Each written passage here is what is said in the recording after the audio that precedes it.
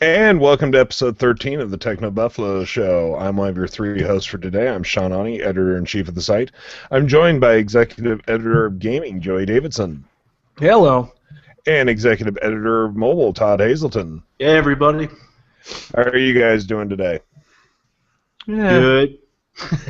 Just a word of warning to everyone, if there's some technical issues in this episode, it's because I lost power last night and my router got fried and I'm still trying to get my internet put back together. So it's been great fun trying to listen to these two guys in the pre-show. We're going to try to muddle our way. Joey and I talking to each other. Yeah. Yeah, there may be just a lot of Joey and Todd talking, and I'm sorry, guys. I know you really just come here for me. I know. Yeah. It's okay. We don't have to tell them. It's okay. It's our little secret. So a lot going on this week, and of course we would be remiss if we didn't start with the biggest news of the week. Hey, leaked photos of Star Wars Episode 7. Yeah. It seriously is probably the biggest news. I mean, oh, man. In some ways.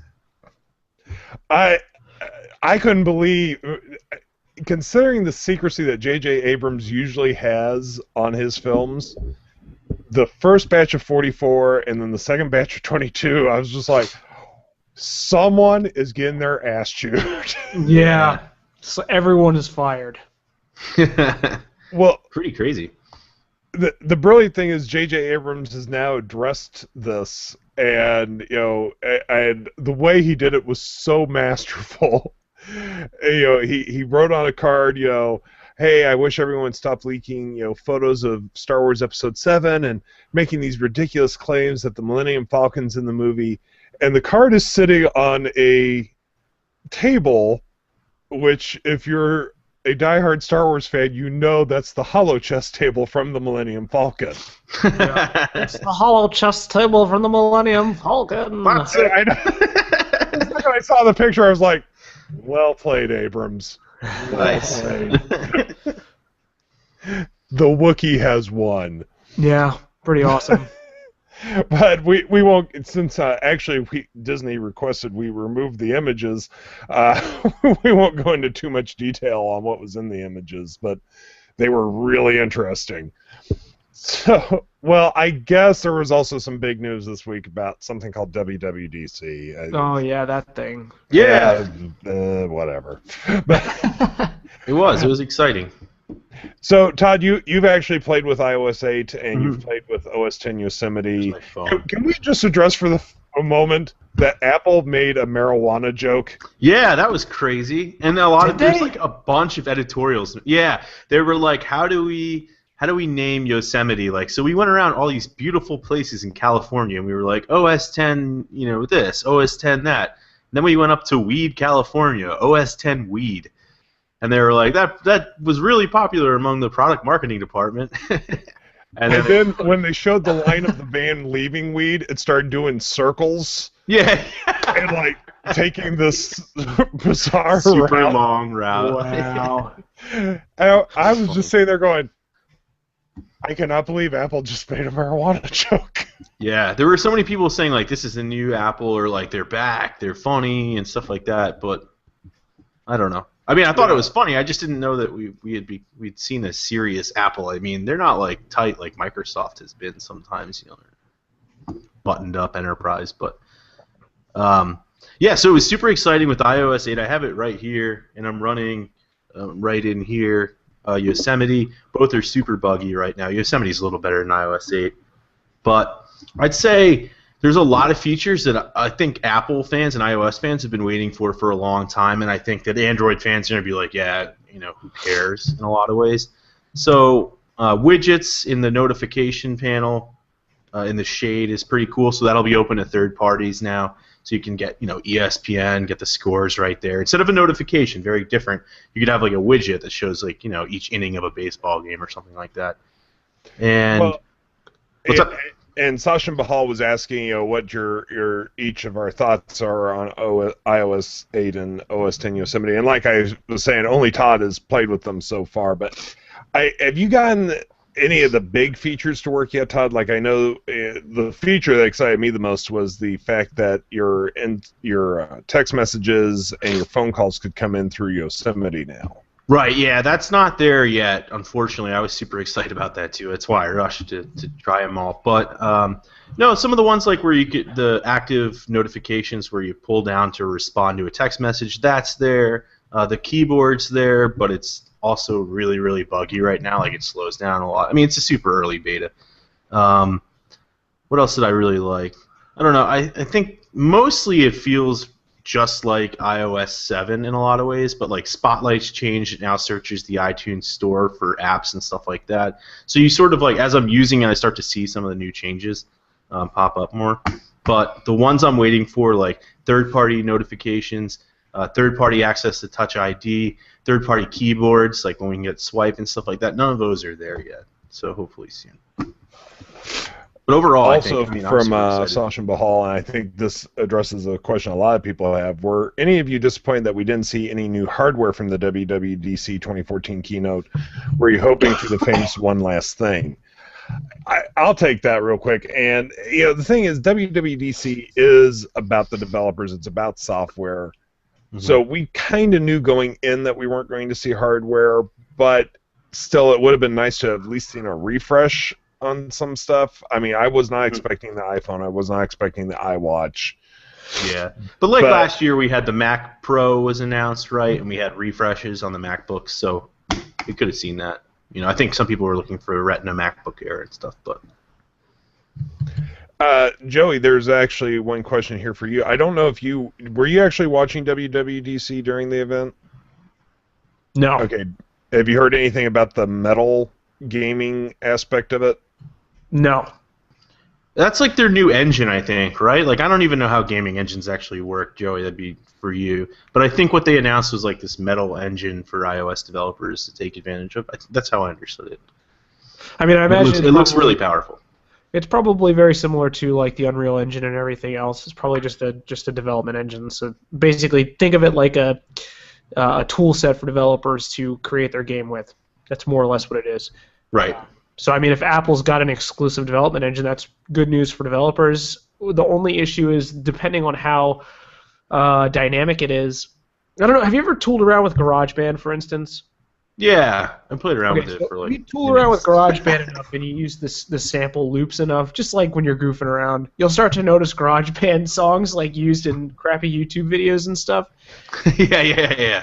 If the development suite isn't very robust, you'll see assets repeat in games.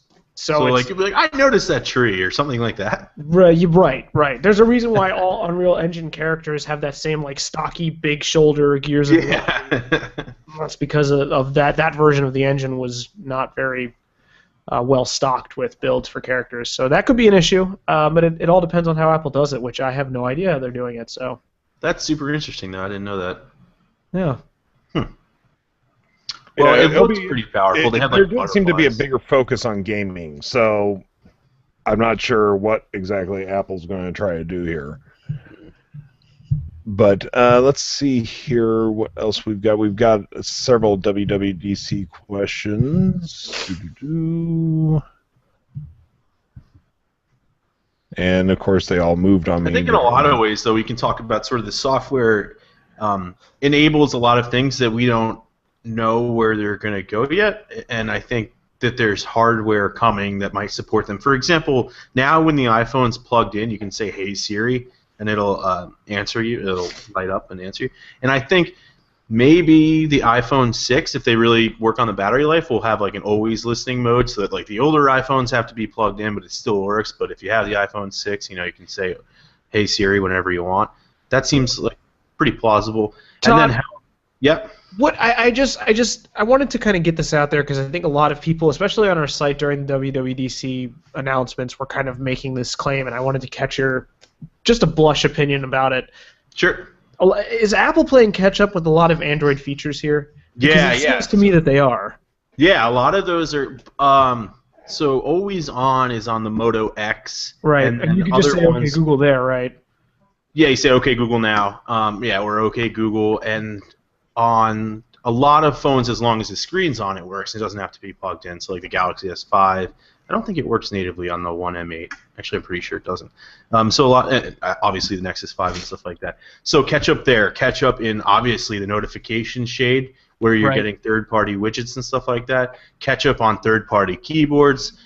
In terms of the Galaxy S5, catch up on opening up a fingerprint reader to third parties. So yeah, there's a lot of features that I think Apple is definitely playing catch up. But for iOS fans that for whatever reason have no interest in Android, these are nice features for them too. But that's a good point. Like there aren't many features announced that you could get on Android one way or another because it's so open in a lot of ways for developers. So like getting text messages on your computer, we've seen that before. With Motorola has their own software that does that. It's awesome.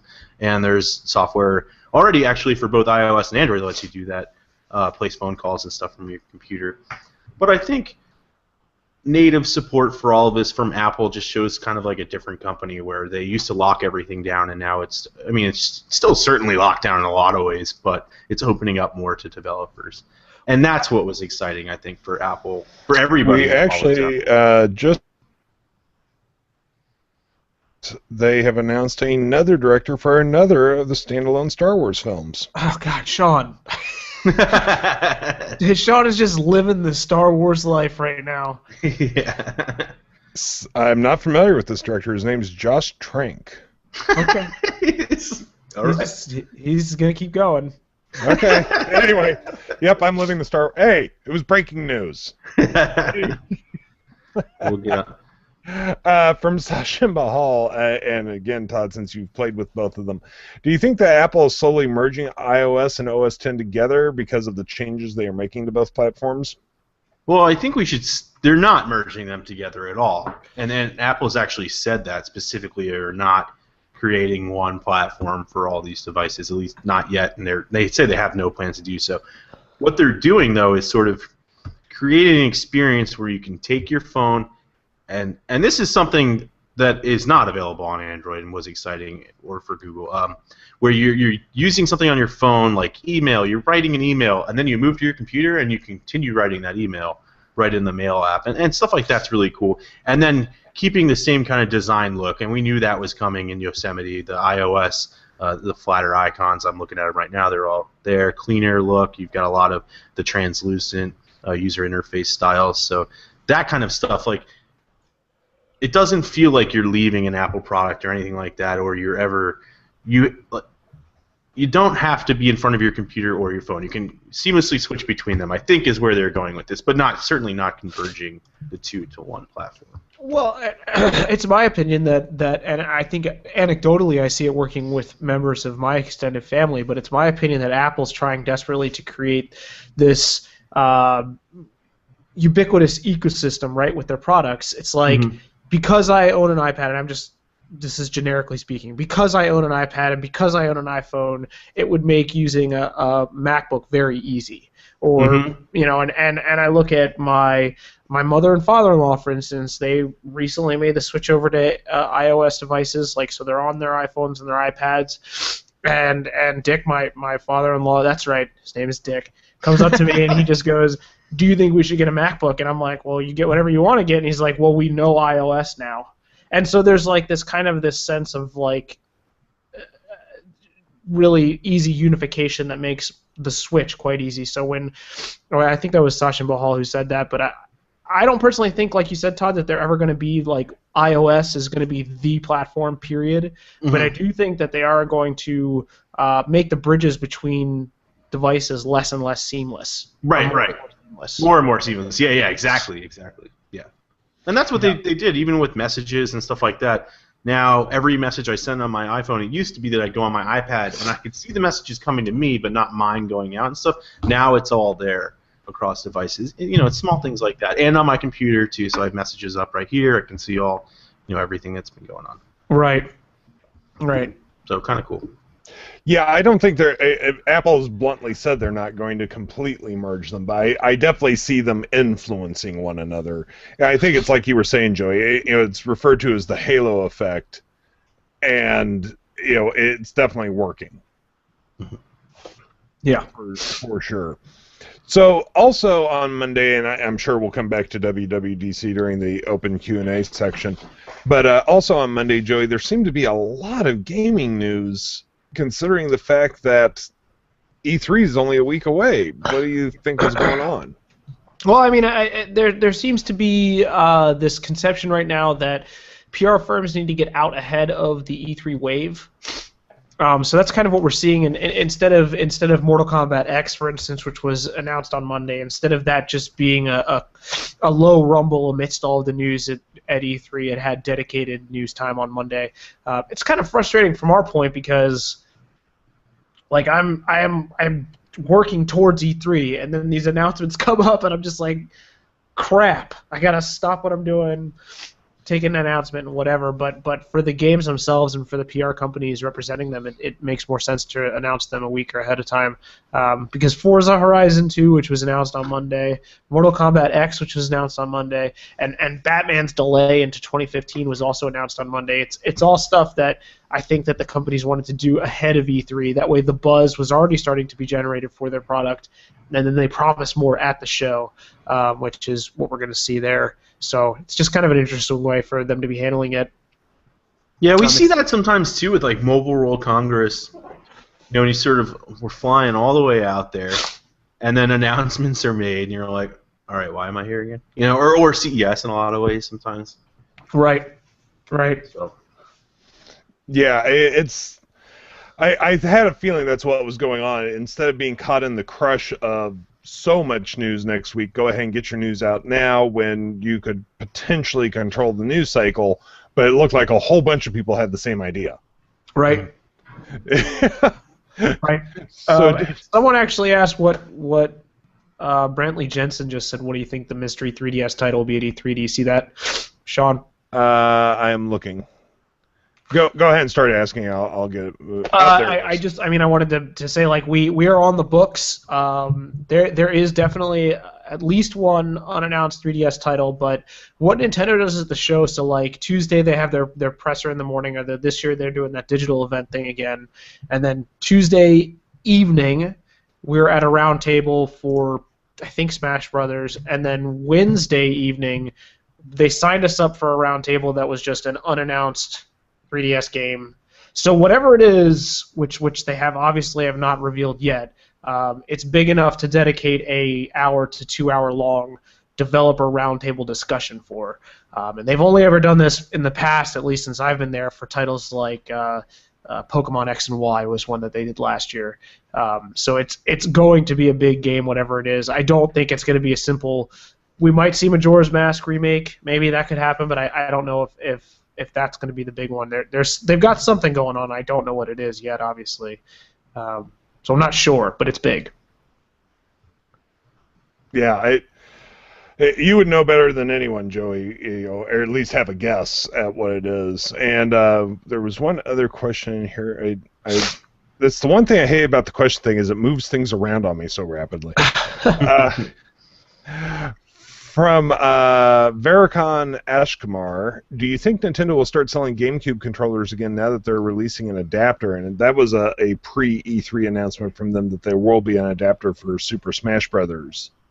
Yeah, I mean, when they showed off that adapter, there was a GameCube controller plugged into it with the Smash logo in the center. So that might be something that you get when you buy the adapter. So if you buy the 4-gang thing, the 4-input thing, I wouldn't be surprised if it comes with that Xbox, that Smash Brothers GameCube controller. And hopefully they start selling more because, I mean, if Mario Kart 8 and the new Smash Brothers are both playable with the new with the old GameCube controllers, thanks to that adapter, a lot of nerds are going to be in stupid heaven.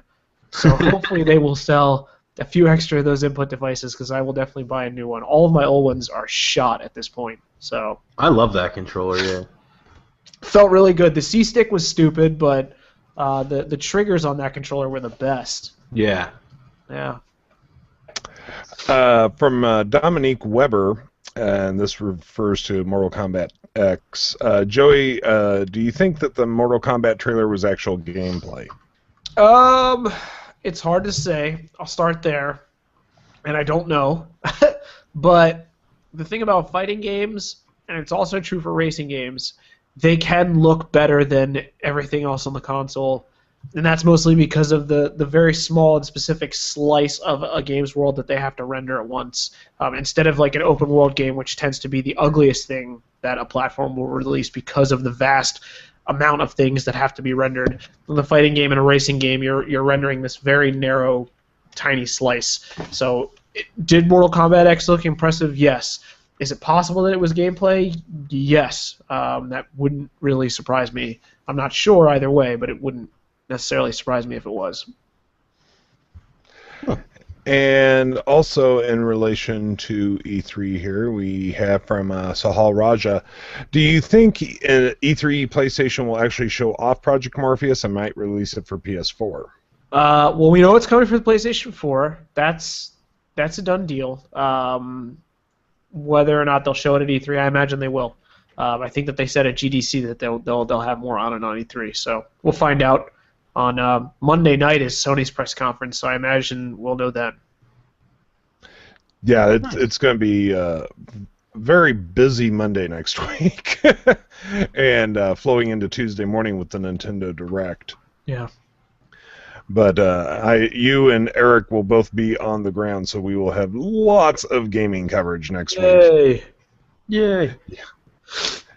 Yes, we're actually sending 2 people this year. This is a first, so I expect it to be worth it. Let's see here. Also from Dominique Weber, is there any chance that we'll see GTA 5 for PS4 or Xbox One at E3?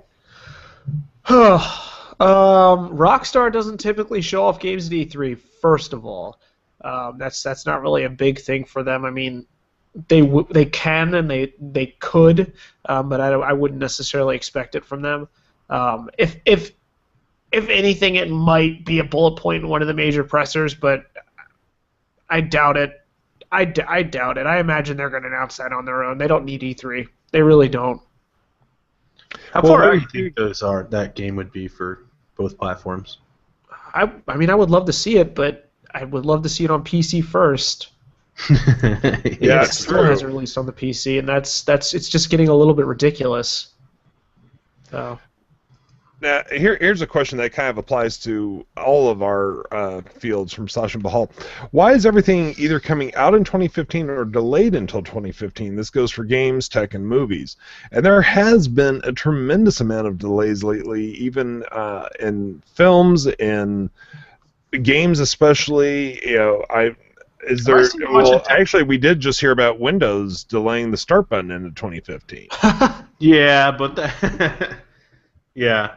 That's true, I guess, but I don't see that as like a huge thing, and that's because I think they're going to put it in I guess Windows 9 or something like that.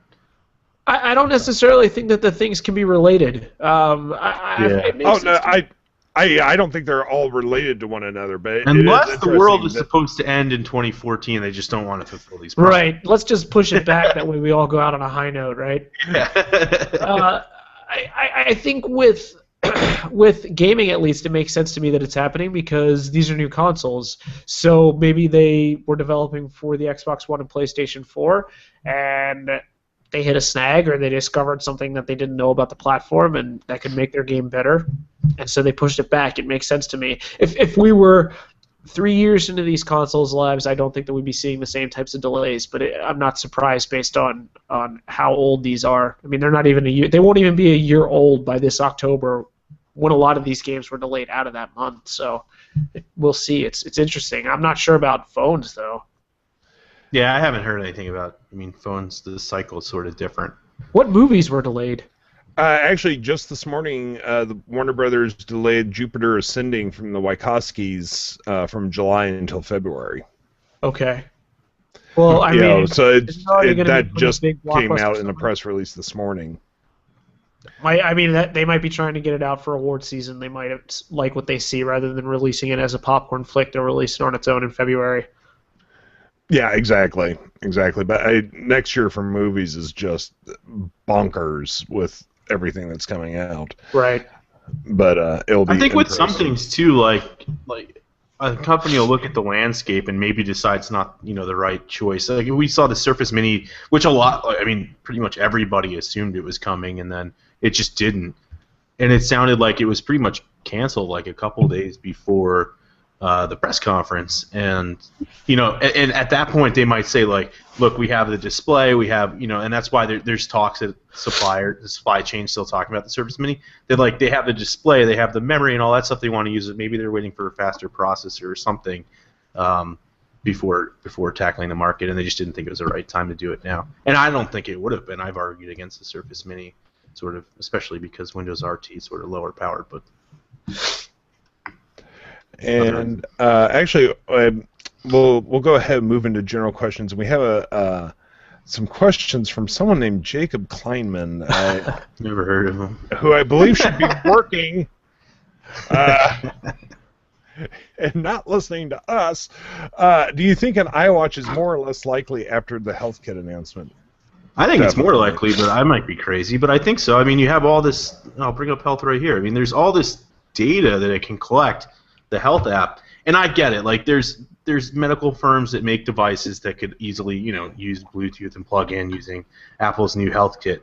But there's a lot in here that could be populated with anything. From anybody who partners with Apple for just a regular fitness band even. And I think if Apple wanted to, they certainly have the platform now to do it themselves, and that's why I think the iWatch is more probable. But a lot of people still don't believe in it, so who knows? I don't know. I tend to believe in it. They've hired too many people that are from that field. Yeah, and we saw what was it called? Samsung's new platform. The name's escaping me, but it was super powerful. Like Samsung was on stage wearing a watch, and it showed the heart rate and was it blood pressure? I think in there too. All kinds of data that it was using light. Sort of from different angles in the wrist through your bloodstream, that it was able to collect all this stuff in real time. So it's not a question of is it possible, because it's certainly possible to make a slick-looking and powerful health wearable. It's just is Apple going to do it themselves or work with partners instead? Yeah. And both. Probably both. And of course, just as I was going to click on a question for Joey, it moved. Yeah. From David Berkovich, do you think Sony and Microsoft will eventually do what Nintendo is doing with their presentation for E3 in the future, or continue to have their press conferences on stage? I think that, man, that's a good question. I don't know. I personally think that Nintendo is good for doing what they're doing there. I hate the staged presentations at this point in my life. I think they're so stupid. Here. I mean, it's the internet and has just gotten so good that it doesn't matter. I don't need to be there live. And 9 times out of 10, the only people cheering in the audience for these things are the people making them. The employees. Yes. Right. I remember I was at a Ubisoft show forever ago, and the only people cheering about like the Raving Rabbids stuff were the guys who made Raving Rabbids. Like, that's it. So I do not like the press conference format that we have now, and I would much rather have a straight, solid, well-made, glitch-free video streaming show that just happens a la Nintendo. But I don't know if Sony and Microsoft are going to do it. The thing about Sony especially is they turn theirs into a party.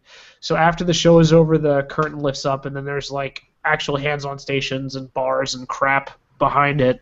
It is a good PR thing for them. They always have the late night show. They always have drinks and food, and pretty much every press member who stays winds up liking it a lot. So I don't see them getting rid of that. But Microsoft, they're like 8 o'clock in the morning, man.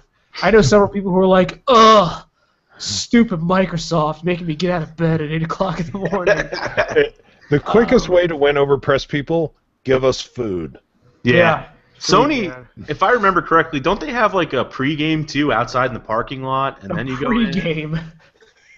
But I think it's what it was. Tailgating. Right? They do. It was. They have. It was like tailgating. They basically, the last several years anyway, they just rent out a parking lot. And Yeah. They build 2 separate bars and then 2 trucks that like go around the perimeter.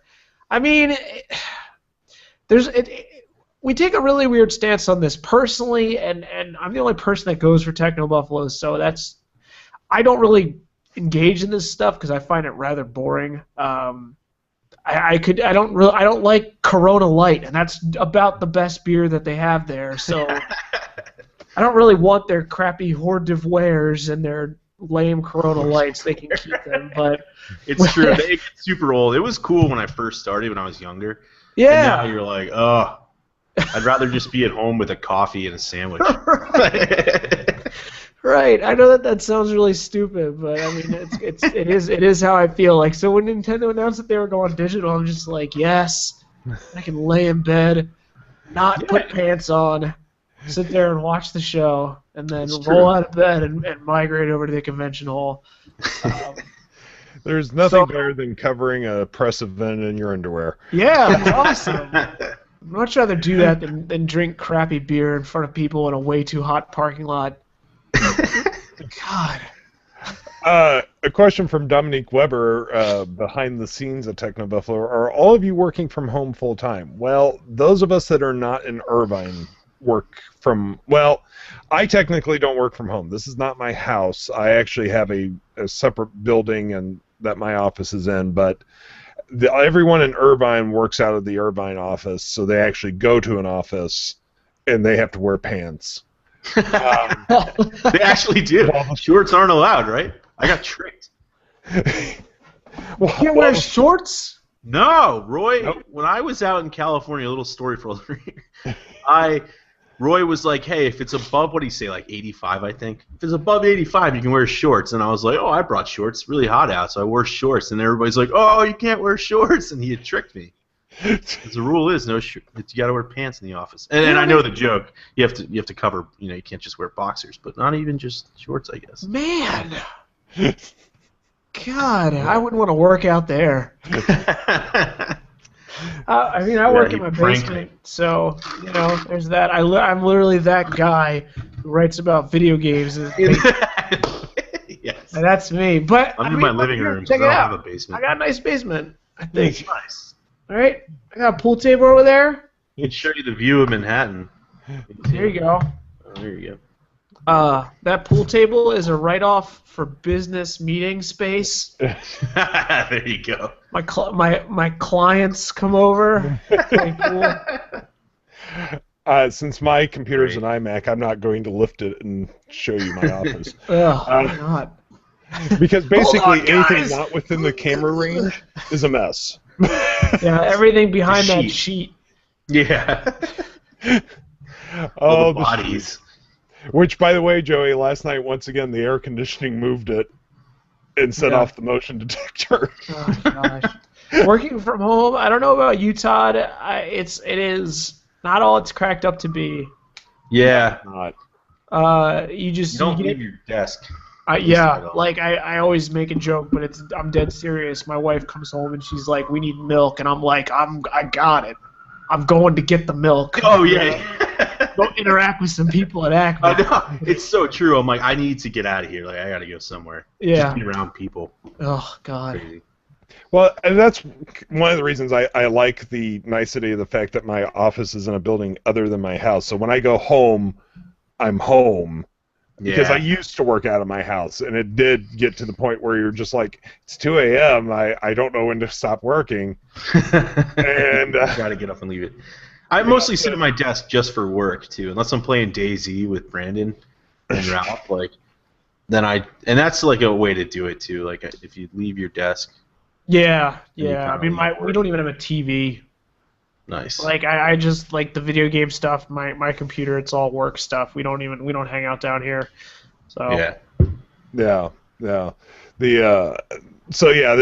The Irvine folks all go to an office, which actually we just signed last week for a brand new office. So there will be a new office tour coming up sometime in the fall. I believe we move in October. I mean, if they want to rent me an office here, I wouldn't say no to TechnoBuffalo Delaware edition. There are bloggers who do that though. They rent office spaces and We'll totally do that. Yeah, we could do a collective office, Todd. We can meet in Jersey. We'll commute.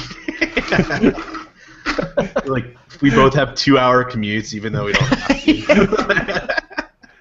We're like, man, I'm so sick of this commute. Just so Joey and Todd can hang out in a rented office together. Right, but we'll probably hate each other. Yeah, We'll like be the worst office suck. mates ever. Goddamn, We'll have a Todd water leaves cooler. his trash everywhere. Yeah, we'll have a water cooler and a nice plant. There is a water cooler in the TechnoBuffalo office, and every once in a while when I'm out there, I just like to go stand next to it and go, does anyone want to gossip? Yeah, I'm here. Let's gossip. See Yeah. what this is all cracked up to be. From Sasha Bahal, hey Sean, will whatever is under that sheet be revealed by the end of 2014, or will the reveal be delayed into 2015? It's the TechnoBuffalo show series finale. That's what's gonna happen. Yeah. But it's gonna roll out like some crappy found footage horror film. Like Sean's camera's gonna fall over, and then the sheet's gonna drop, and there's gonna be a weird person just standing there. Yes, but actually, you guys have seen what's behind the curtain because during the week I lift it. I only drop it to the ground during the show. We haven't seen anything. I haven't noticed. Yeah. Don't listen to a word he's saying. He's trying to play it off like, oh, they've totally seen it. We have not. From Dominique Weber, how successful is the TechnoBuffalo show? We're growing, but I think it's very successful. We're very happy with it. Otherwise, we wouldn't be here every week. Right. I mean, we do more than the video show, which obviously you guys are watching now. That we have an audio show too, so people subscribe to it that way. I know our cumulative views have gone up since we dropped Tech on the Range and then relaunched this. So yeah, no, our cumulative viewership / listenership is higher than it was on Tech on the Range. So, which I still love the name for the show that I came up with. But yeah, that is a great name. Not everyone else did. Reminds me of Red Dead Redemption, kind of. Oh gosh.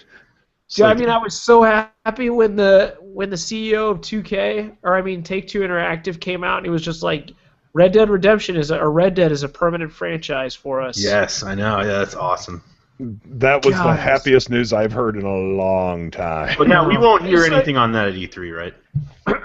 I would love to see that at E3. I would collapse at E3. Like I would be like a stereotypical old woman in the 1930s collapsing, and Eric Fredrickson's gonna have to fan me.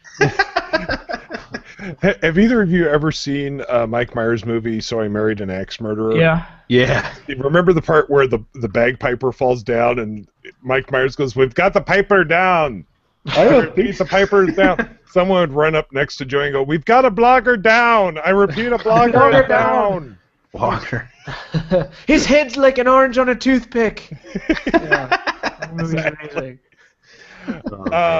We have a question that I want to get to, and I'm not even going to try to pronounce this name because it's written in Russian.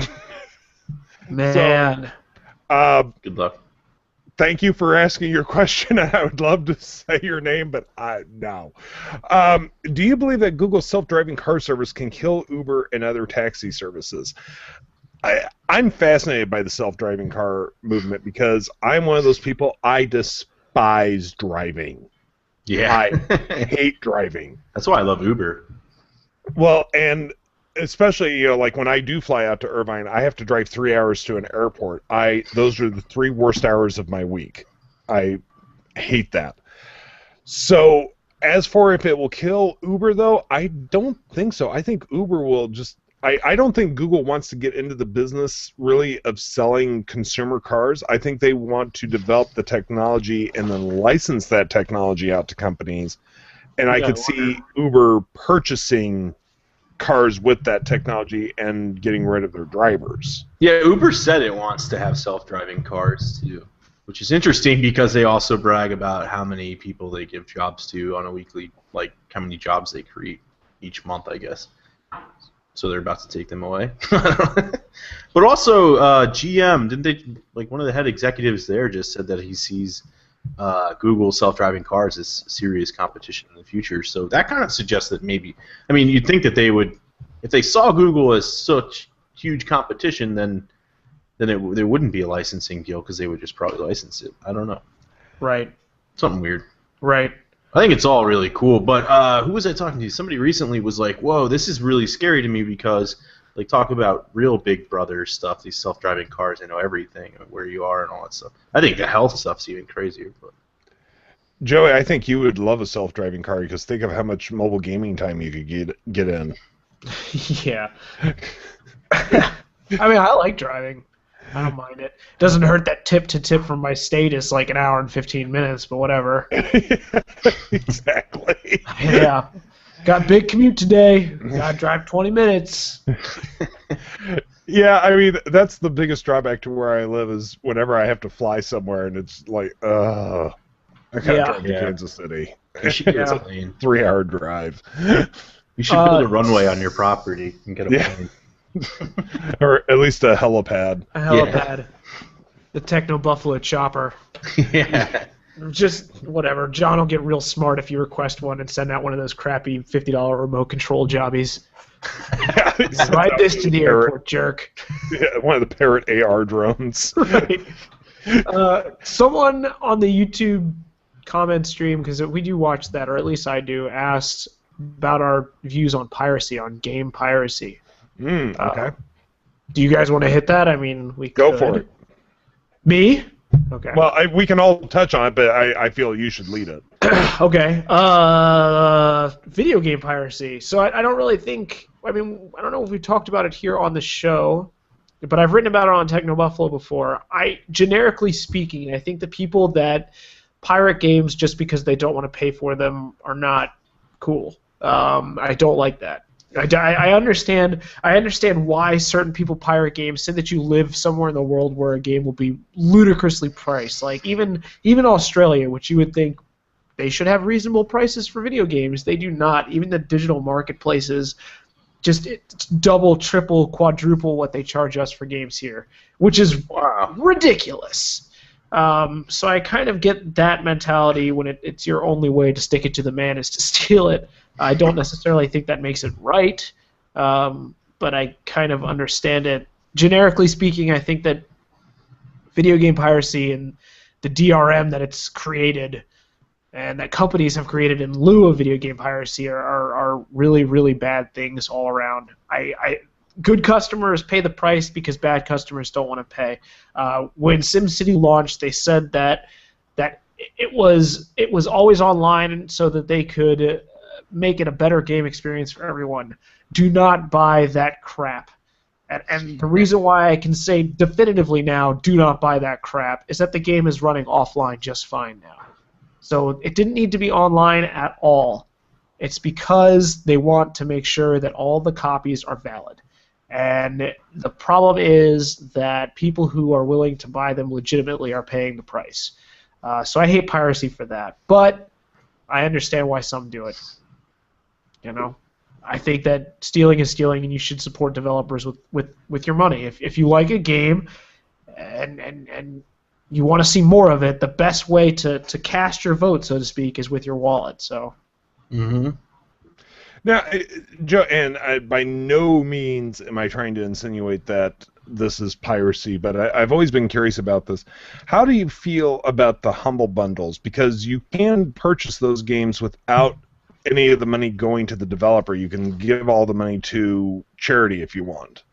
Well, with the Humble Bundle, developers make the decision to be in on it. So the Humble Bundle team will say, okay, here's Humble Bundle number 5. Here's how well these games did. Here's how much money developer A, B, and C made. You know, would you like to be a part of this? And then developers go in knowing that there are going to be people who drop 1 penny, $1, $2, $3 into the bucket. But then they also know that depending on the crowd of games that the bundle includes, there's going to be people that drop $5,000, $10,000, $15,000 into the bucket as well. They've made a ton of money. And games that have been featured in Humble Bundles, generically speaking, have done very, very well. So, I mean, it's not piracy, but it's also not exactly taking advantage of the developers either because they're making good money off of the program anyway. So. Okay, I was just curious. I never had a chance to ask you about that, and I always wondered how you felt about that. In general, I mean, and of course, Todd, you know, with piracy in your field, that means someone actually stole a phone. Or apps, but So like you kind of, I mean, you can install illegitimate apps pretty easily if you know, on Android especially, or a jailbroken iPhone.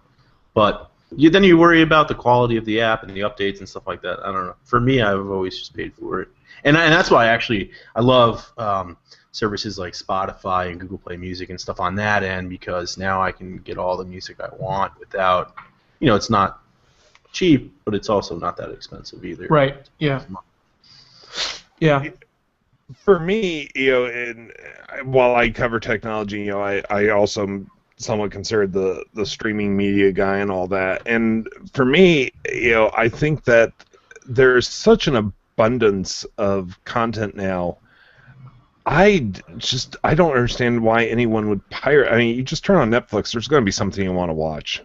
Well, yeah, but I was just going to say, the thing that I have with piracy and movies and stuff is that movies are still pretty expensive to rent. Not that bad, but pretty expensive considering you're getting like an hour and a half, 2 hours of entertainment out of it, and to own obscenely expensive because most movies I only watch once. Like, I would buy a lot of movies if they were $4, but I'm not spending. No, I agree with you. Yeah, I mean the pricing is out of line, but like for instance, I didn't get a chance to see Machete Kills in the theater last year, and I had no interest in buying it on DVD because I knew I'd watch it only once. Mm-hmm. And sure enough, it showed up on Netflix last week. I'm like, okay, so I had to wait a year. Right. Big deal.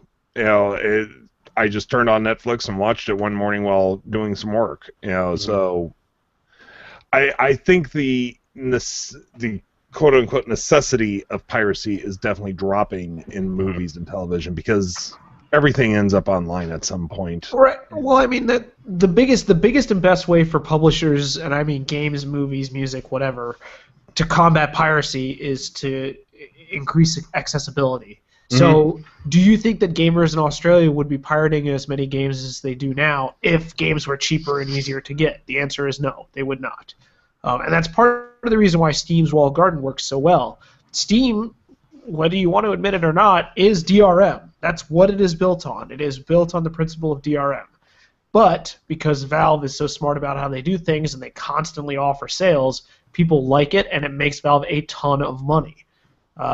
As long as you make things easy and accessible, piracy becomes a non-factor, because why pirate when you can get a legitimate and working copy of the game for like $? Mm-hmm.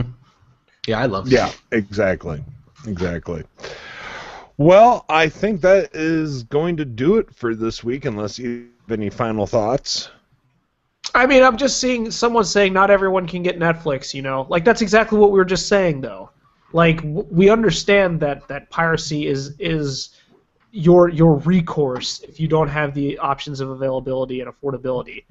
We understand that. And I'm not chastising those who are in a situation where they don't have access to these things. No, of course not. We're chastising those who have A, the money, and B, the accessibility to them, and pirate anyway. Like, because they just are standing on principle that they don't want to pay for a video game or a movie.